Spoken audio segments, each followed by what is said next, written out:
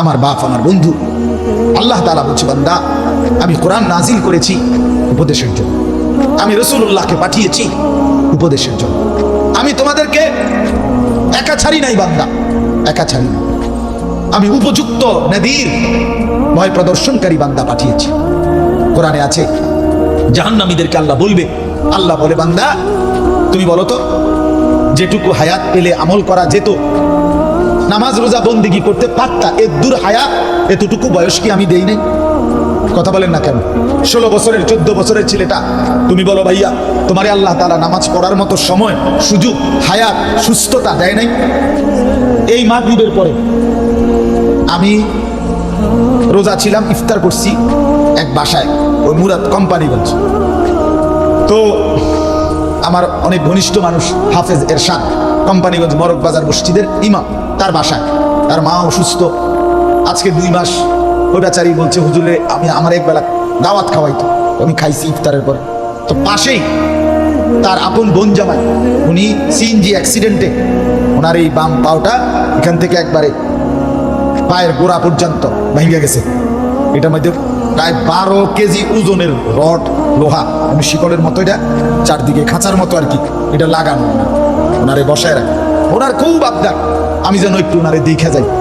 এই বেচারা, আমি গেছি, ওনারে সান্ত্বনা দিছি, দোয়া করে ফু দিয়ে দিছি।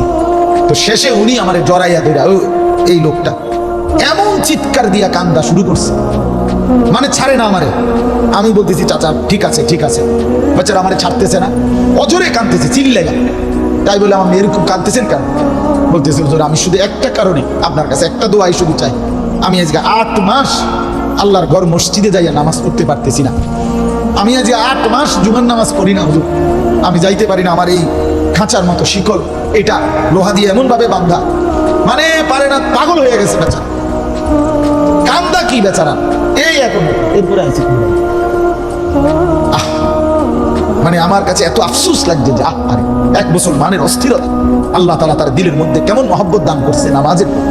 বেচারা পাগল হয়ে গেছে যে হুজুর আমার কোনো কিচ্ছু নাই, কোনো দুঃখ নাই হুজুর, শুধু আমি যেন আবার নামাজ পড়তে পারি, আমি যেন আল্লাহর ঘরে যেতে পারি, এই এক ফিকির। বন্ধু, এই জন্য আল্লাহ তাআলা কারো দিলের মধ্যে, কলিজার মধ্যে আখিরাতের ফিকির যদি দান করে, নামাজের ভালোবাসা দান করে, পরকালের বিবেক দান করে, আল্লাহর কসম ওইটাই কেবল বিবেকবান, ওইটাই কেবল সুস্থ মানুষ, ওইটাই কেবল ইনসান। আর আখিরাত যে চিনে না, পরকাল যে চিনে না, আল্লাহ যে চিনে না, নিজের কর্তব্য যে বুঝে না, গোলামি যে চিনে না, সেজদা যার কপালে নাই, আল্লাহর বন্দিগি নাই, আমি পরিষ্কার বেটা, ওই মানুষটা কোনো মানুষ না, এটা জানোয়ার ছাড়া কিচ্ছু না। সোজা কথা, যে কপালে সেজদা নাই এটা জানোয়ার, জানোয়ার বেটা। যে কপালে বন্দিগি নেই, তোমরা যে ছেলেগুলো সেজদা দাও না, সেজদা দাও,